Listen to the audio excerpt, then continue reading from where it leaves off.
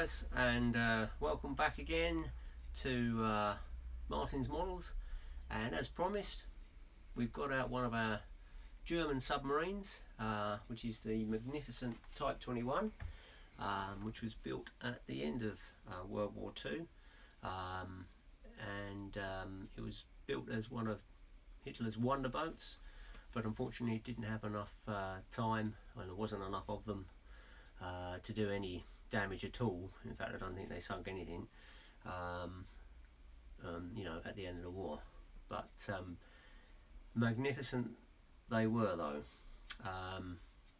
And this one is U-3523, which is unfortunately at the bottom of the ocean, somewhere off of Denmark. And for some years it was thought to be carrying Nazi gold and some high-ranking German officers, but that seemed to have been quashed now, but the rumours still remain, and at the moment she's stuck in the bottom of the sea up to her bow, but they don't have any intentions or any thoughts of bringing her up or anything like that, so the rumours still remain.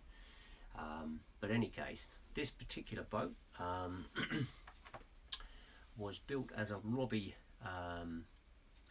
submarine, a dynamic diver, which, if you know about dynamic diving, it in order for it to dive underwater, it needs to be travelling along, and then the dive planes take it under the water, and then when she stops, she resurfaces. But what I've done with this one is I bought this pretty much intact. Someone didn't want, because they're a bit scarce now, and then I converted it into a static diver using an Engel dive tube, which you saw possibly in the last video on the Nacken class. So I used one of those inside this tube in order to make it dive statically. And what we're going to do is we're going to open her up and show you what I had to do in order to achieve that, which was a very complicated arrangement, but I really wanted one of these boats because it is just a magnificent boat. I mean, this is it's just under 2 meters long, and it looks fantastic when it's under the water. And what we'll do now is we'll just turn her on and show you what happens when we turn her on. And there we go.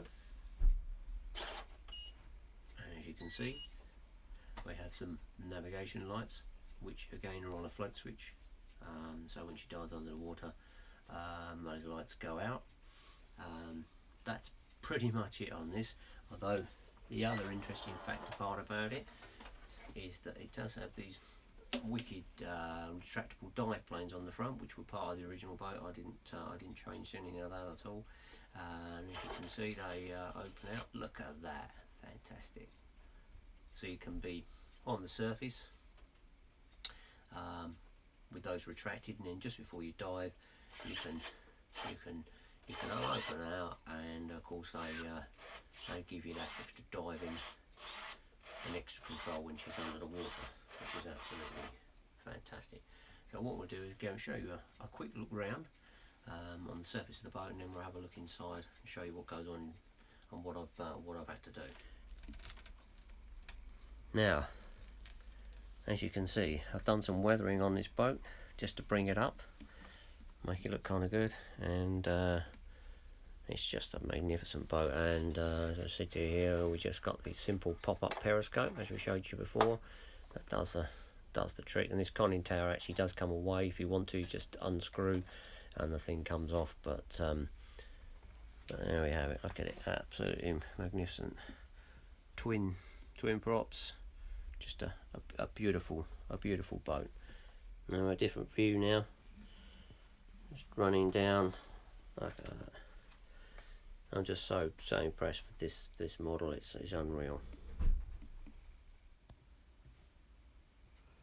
Right, I've just pulled out part of the rear section before we pull it out fully, and as you can see, this rear section does pull out, and you can see kind of inside what goes on. I haven't changed these servos at all. They're the existing servos. But what I have done is I replaced the old brush motors with two really small slow speed brushless motors, and of course we got the brushless speed controllers here. Now the wiring on this is so complicated, and it only just about manages to go inside this tube. And of course what I've had to do here is put on a double link coupling here to get out to the prop shafts here, which I've had to put a seal on here as well. But incredibly tight, but a real challenge, and I really enjoyed putting this together. So right, we're just going to pull the whole lot of it out so you can have a look.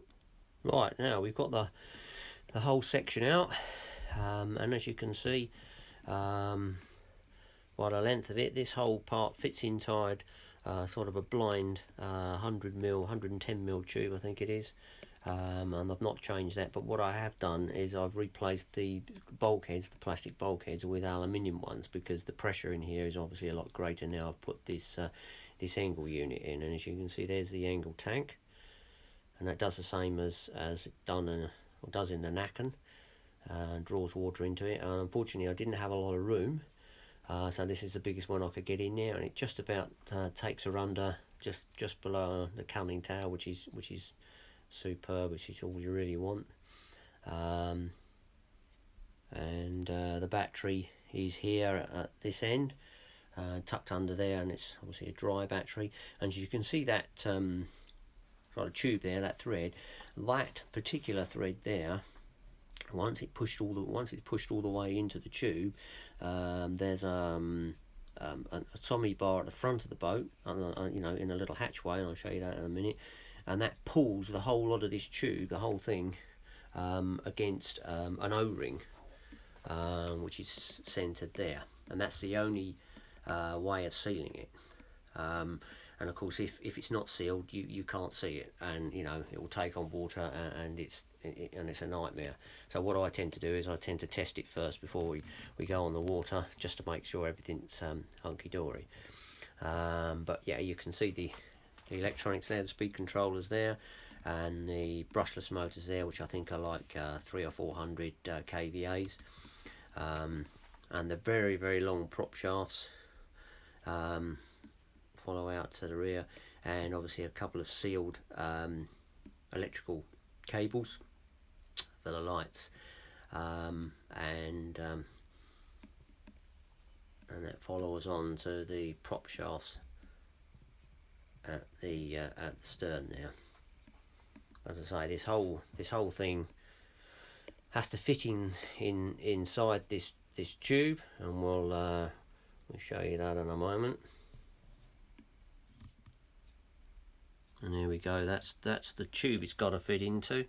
It comes with these round tubes here are actually form part of the ballast, because there's a lead weight underneath there, but it does need some additional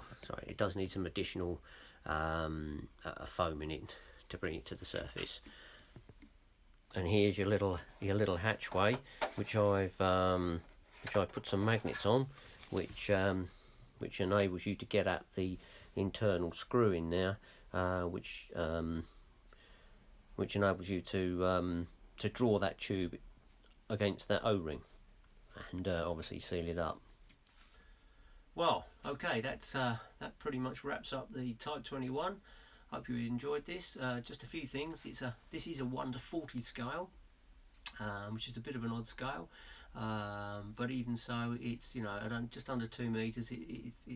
It's an awesome boat, and if you can pick up one of these Robbie dynamic divers, there are a few still out there. People still got them locked away in their sheds. Maybe you could do the same as what I've done and turn it into a static diver, and what a superb boat it is too. You know, it certainly is, again, one of my favourite models once it's actually on the water, and you know, there aren't that many of these particular models around. So I really hope you've enjoyed this particular boat, and in the next one I'm going to show you something really interesting. In fact, it was the first submarine that I actually built, and it was a scratch build model. and it's kind of got me into submarines in a big way. I wanted something really interesting to build, and so I started this when I was working in the engineering shop, and I'll just show you a little item. It's in fact one of these. This is a high-techy Japanese midget submarine which went into Pearl Harbor.